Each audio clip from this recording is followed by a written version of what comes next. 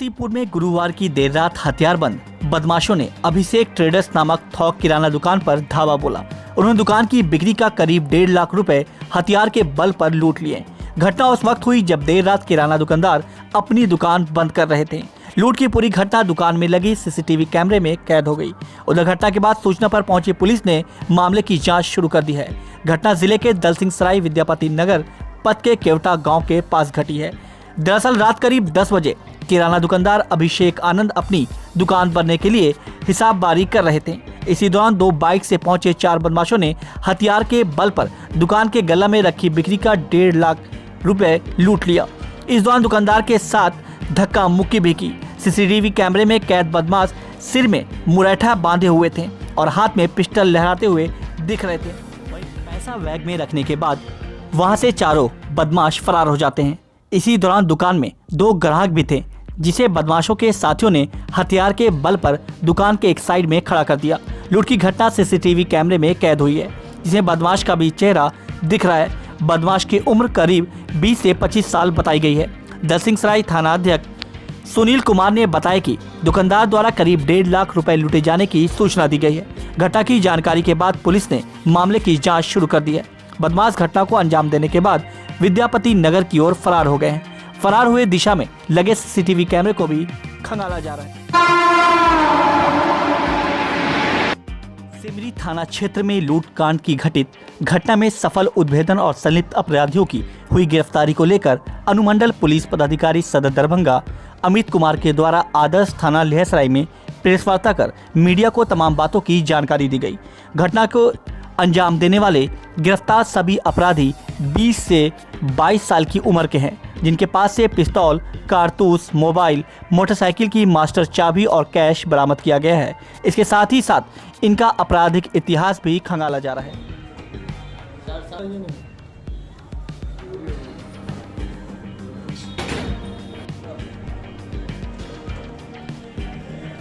हाथ आगे नहीं बढ़ाइए ना, फिर पीछे वाला कैसे होगा?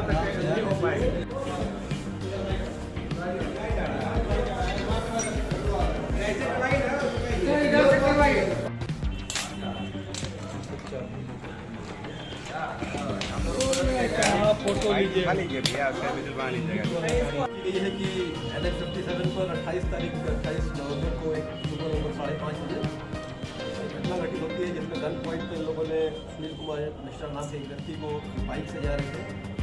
उन्होंने एक I-20 वाइट सफेद कलर की I-20 कार है, उसके ओवरटेक किया। ओवरटेक करने के बाद गन पॉइंट पर उनसे 10,000 रुपये, ATM, मोबाइल और मोटरसाइकिल चाबी से को अंजाम दिया। उसके बाद FIR दर्ज कराया गया सिमरी थाने में।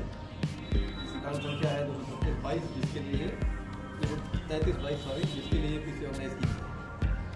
बहुत ही तत्परता दिखाते हुए SSP महोदय के निर्देशन में एक टीम का गठन किया गया और सिमरी SHO और उनकी थाने की टीम और टेक्निकल टीम हमारे दरभंगा पुलिस की, उनके द्वारा ह्यूमन इंटेलिजेंस और टेक्निकल इनपुट्स के आधार पर 1 तारीख की सुबह लगभग 6:30 बजे फिर NH-57 पर ही कालका में ये भाई होटल है, उसके आसपास इन चारों लुटेरों को कार में पिस्टल के साथ, चाकू के साथ, विभिन्न घटनाओं में विभिन्न लोगों से लूटी हुई 10 मोबाइल्स के साथ और एक 3 लाइव बुलेट्स के साथ, बहुत सारी चाबियों के साथ गिरफ्तार किया गया।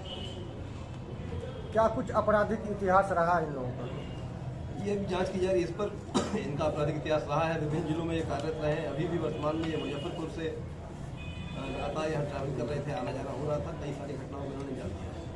चारों का या एक? चारों या सज्ञान काम कर रहे थे। कहाँ के रहने वाले हैं? इनमें से साहिबगंज के हैं 2 और 2 मुजफ्फरपुर के। घटना कब की है, कितने दिनों बाद गिरफ्तारी हुई है? घटना 28 नवंबर की है, गिरफ्तारी 1 दिसंबर की है। क्या क्या चीज़ बरामद हुई है? बताया गया ना, बरामदगी में एक पिस्टल है, 3 लाइव जिंदा कारतूस है, एक चाकू है, 10 मोबाइल्स हैं, लगभग 7-8 चाबियाँ हैं विभिन्न गाड़ियों की। और इनके द्वारा बतलाया भी गया है कि बहुत सारे मोबाइल्स हैं जिनकी तस्वीर उन्होंने मुहैया कराई गई, जो विभिन्न थानों से केस दर्ज है उन मामलों में मोबाइल लूट की। सर कई चाबियां हैं, तो क्या गाड़ियां भी कई तरह की बरामद हुई है? नहीं, गाड़ियाँ बरामद नहीं हुई है, उसकी जाँच जारी है। जिस कार से ये लोग लूट किए हैं वो कार बरामद हुई क्या? जी हाँ, कार भी बरामद हुई है। कार में ही जा रहे थे, कार में ही। क्या कार इन्हीं की है या किसी और की है, या वो भी चोरी की है? इस पर जाँच चल रही है। कार में सिर्फ सामने नंबर प्लेट है, वाइट I-20 है और पीछे की तरफ नंबर प्लेट भी नहीं है। इस गिरोह का लिंक कहाँ कहाँ से जुड़ा हुआ है?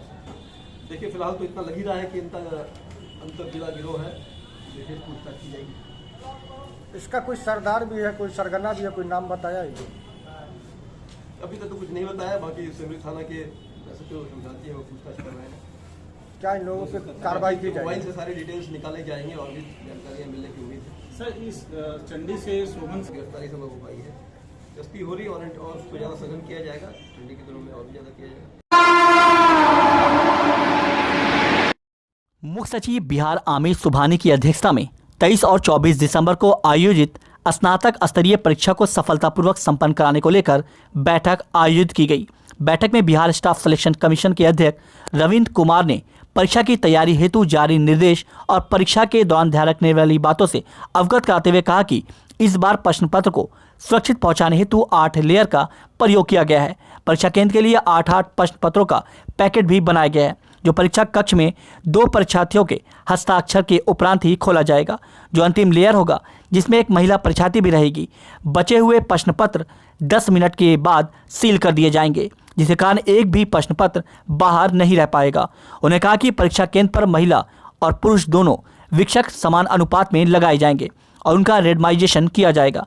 परीक्षा केंद्र के वीक्षकों का परीक्षा प्रारंभ होने के कुछ घंटे पहले ही रेंडमाइजेशन किया जाएगा, ताकि उन्हें पहले से पता नहीं चल सके कि किस कमरे में उनकी ड्यूटी लगी है। उन्होंने कहा कि इस परीक्षा में अभ्यर्थी समान अध्ययन, समान गणित, समान विज्ञान के टेक्स्ट बुक जो NCERT, BSEB एवं अन्य बोर्ड के टेक्स्ट बुक अधिकतम कुल 3 टेक्स्ट बुक ले जा सकेंगे। उन्होंने कहा कि इसके लिए परीक्षा केंद्र के प्रवेश द्वार पर अच्छी तरह से फिक्सिंग कराना अनिवार्य होगा। परीक्षा केंद्र के आसपास के कोचिंग सेंटर और फोटो स्टेट की दुकान पर भी नजर रखने के निर्देश दिए गए। साथ ही सोशल मीडिया पर चलने वाली अफवाह पर भी नजर रखने का निर्देश दिया गया है। उल्लेखनीय कि दरभंगा जिला के शहरी क्षेत्र में 25 परीक्षा केंद्र बनाए गए हैं, जिनमें तकरीबन 13,000 अभ्यर्थी भाग लेंगे।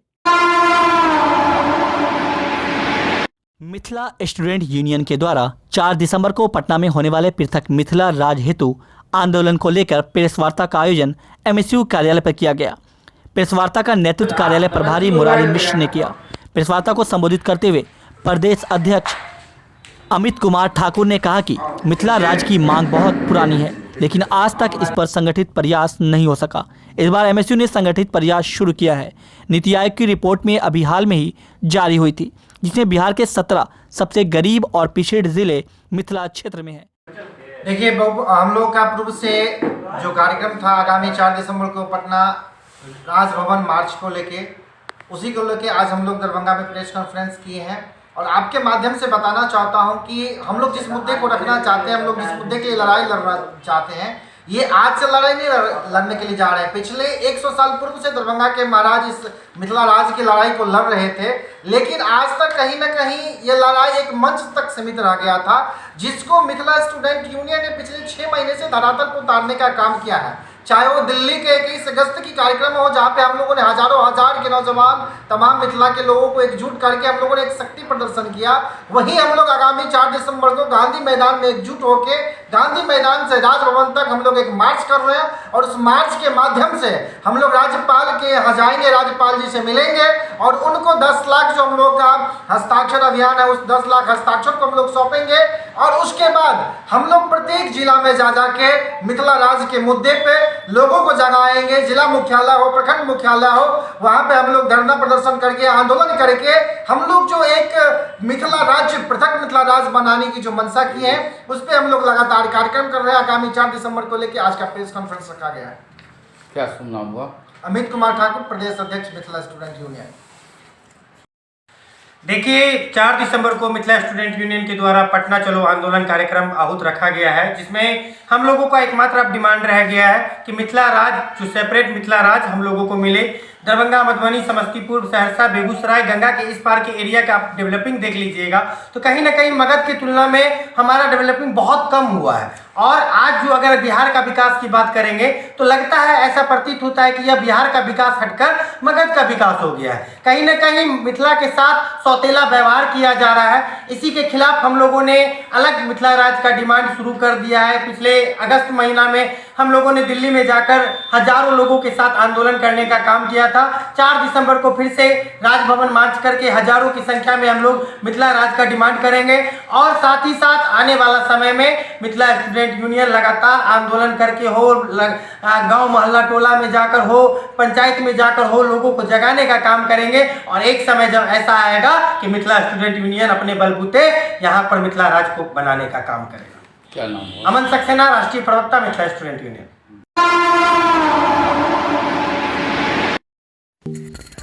Don Bosco school, Bibi Pakad, Darbhanga.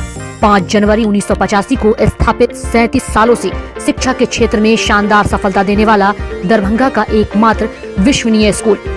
CBSE द्वारा आयोजित 2015 में 10th बोर्ड की परीक्षा में भारत में दूसरा स्थान प्राप्त करने वाला दरभंगा का एकमात्र स्कूल।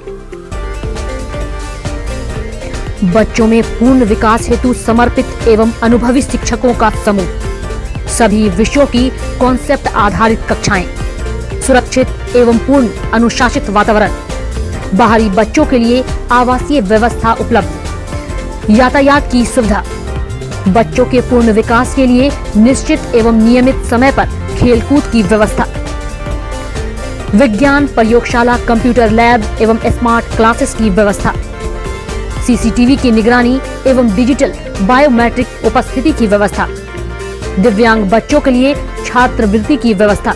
तो जल्द संपर्क करें don Bosco school, Bibi Pakad, Darbhanga. हमारा फोन नंबर है 9334933095। दूसरा नंबर 7547877802।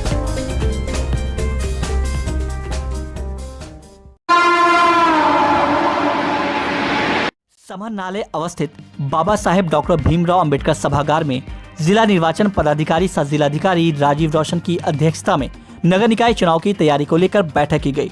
बैठक में सभी कोषांग के नोडल पदाधिकारी से उनके कोषांग द्वारा निर्वाचन हेतु किए गए कार्य की समीक्षा की गई। बैठक में बताया गया कि नगर निकाय के प्रथम चरण का चुनाव 18 दिसंबर और द्वितीय चरण का चुनाव 28 दिसंबर को निर्धारित किया गया है। कार्मिक कोषांग ने बताया कि निर्वाचन कर्मियों का डाटाबेस तैयार है, द्वितीय नियुक्ति पत्र भी जारी की गई है। कार्मिक कोषांग को पुनः सभी कर्मियों के अद्यतन सूचना देने का निर्देश दिया गया। प्रशिक्षण कोषांग को 10 से 12 दिसंबर के बीच कर्मियों का प्रशिक्षण कराने हेतु तैयारी के निर्देश दिए गए। वहीं सभी निर्वाचित पदाधिकारी को चुनाव लड़ने वाले अभ्यर्थियों के साथ बैठक कर लेने का भी निर्देश दिया गया। मतदान केंद्रों का सत्यापन पुनः संबंधित प्रखंड विकास पदाधिकारी से करा लेने, सभी मतदान केंद्र पर AMF सुनिश्चित कराने, सभी बूथों पर प्रकाश और चार्जिंग की व्यवस्था कराने के भी निर्देश दिए गए। आदर्श आचार संहिता कोषांग को सरकारी संपत्ति विरूपण अधिनियम 1987 को सुनिश्चित कराने के निर्देश दिए गए। वह कोषांग के नोडल पदाधिकारी ने बताया कि चुनाव लड़ने वाले अभ्यर्थियों के द्वारा किए जाने वाले व्यय के संधारण हेतु उन्हें पंजी की व्यवस्था की गई है। उत्पाद अधीक्षक को ब्रेथ एनालाइजर का प्रयोग करने तथा जिला परिवहन पदाधिकारी को वाहन चेकिंग करवाने के निर्देश दिए गए। विधि व्यवस्था बनाए रखने हेतु संबंधित अनुमंडल पदाधिकारी को थाना और अनुमंडल पुलिस पदाधिकारी से समन्वय स्थापित कर 107 एवं CCA की कार्रवाई करने के निर्देश दिए गए। प्रत्येक शुक्रवार की तरह इस शुक्रवार को भी दरभंगा के वरीय पुलिस अधीक्षक अवकाश कुमार का जनता दरबार का दिन था, लेकिन वरीय पुलिस अधीक्षक के गैर मौजूदगी में ट्रैफिक DSP सह प्रभारी मुख्यालय पुलिस उपाधीक्षक बिरजू पासवान ने आए हुए तमाम फरियादियों की फरियाद को बारी बारी बुलाकर सुना और कार्रवाई हेतु संबंधित थाने को फोन कर अभियुक्त की गिरफ्तारी से जुड़ी बातों का निर्देश दिया गया। जनता दरबार में पहुंचे हुए फरियादियों ने जमीनी विवाद से लेकर मारपीट, अपहरण, पति द्वारा दूसरी शादी कर लेने जैसी कई मामलों की शिकायत लेकर फरियादी पहुंचे हुए थे। आइए आपको सुनाते हैं कि फरियाद लगाने पहुंचे फरियादियों ने अपनी समस्या को लेकर छोटकी बैंक पोस्ट बघौल हुआ मेरे ससुराल में। किनके पास यहाँ यहाँ SP साहब के पास आए। मिल लिए? हाँ मिल लिए। क्या कहा गया? क्या जाइए आप थाना से, जाएगा वहाँ से पकड़ने के लिए। क्या दिक्कत है? क्या दिक्कत है? 3 बच्चा है, शादी कर दिया, पहले मिनट मारा, बेल्ट से कड़ी बांध के पैर में मारा। कौन शादी कर दिया? मेरा पति शादी कर लिया है। दूसरा शादी कर लिया। जिंदगी का भीख मांगे हमको छोड़ दे, आप नहीं मरे, आप नहीं मरे हमको, मारते मारते हमको प्यास लगा दिया, बच्चा मेरा पानी ला के दिया। क्यों मार रहा था, क्यों दूसरा शादी किया? क्यों मारा? नशा की हालत में मार रहा था। बोल रही थी इतना नहीं पीजिए, इतना नहीं पीजिए, इसी हालत में हमको मार रहा था। बहरहमी ना मारा। वो बोला तब डीएम से इलाज करना चले गए, माँ कहने से डीएम से। वो दूसरी शादी जब तक कर लिया, 3 बच्चा है, 10 साल का बेटा है, 8 साल की बेटी है, 7 साल का बेटा है, 3 बच्चा है। हमको इंसाफ चाहिए। आपके साथ जो आपका पति वो वाला मारपीट जो कर रहा था, तो क्यों मारपीट कर रहा था आपसे, क्या चाह रहा था? क्या चाह रहा था? यही चाह पी रहा था, इसलिए बोले कि नहीं पीजिए, इतना कर्जा है बहुत ज्यादा। नहीं सुन रहा था मेरा बात, यही बात के चलते हमको मारा। घर में से लाके कांट दाब के छुरी से बोला कि हत्या तुम्हारा कर देंगे। और बाल बच्चा रोने लगा तो छोड़ दिया। शादी दूसरा कर लिया तो क्या निकाह वगैरह कर लिया वो? हाँ निकाह कर लिया, दूसरी शादी कर लिया। कैसे उसको पता चला आपको दूसरा शादी? पता चला, कुछ दिन पता चला। जब बाहर निकले तो बोला कि तुम्हारा घर वाला तो शादी कर। हम यकीन नहीं कर रहे थे कि नहीं मेरा घर वाला शादी नहीं है। तो घर वाला से जाके आप मिले फिर शादी? हाँ घर वाला से मिले। घर वाला सबको पता था, घर वाला को सब। क्या कहा घर वाला आपको? नहीं शादी नहीं किया। जब इन्हें पता चला कि हाँ वो शादी किया तो हम चले गए बाहर में था वो। आप क्या चाह रहे हैं? आप क्या चाहे? इंसाफ चाह रहे हैं। क्या आप जो पति आपका उनके साथ रहना चाह रहे हैं? नहीं रहेंगे, वो औरत को छोड़ेगी तब हम रहेंगे। क्या नाम हुआ आपका? फुलिया खातून। आपके पति का? गुलाब, मोहम्मद गुलाब। लगातार शराब पीने वाले और शराब कारोबारियों के खिलाफ छापेमारी की जा रही है। इसमें कई लोगों को गिरफ्तार भी किया जा रहा है, लेकिन इसके बावजूद इसे लेकर किसी भी तरह का कोई डर इन शराब कारोबारियों में नहीं देखा जा रहा है।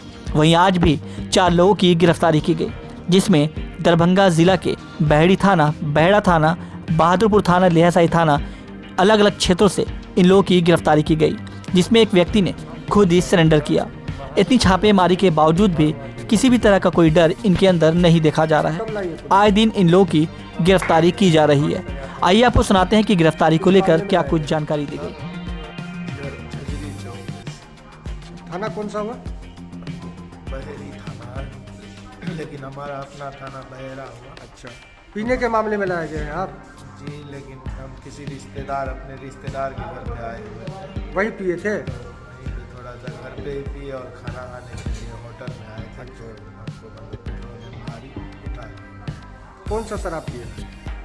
यही अपना देसी या विदेशी? झजरी चाय। क्या नाम हुआ आपका?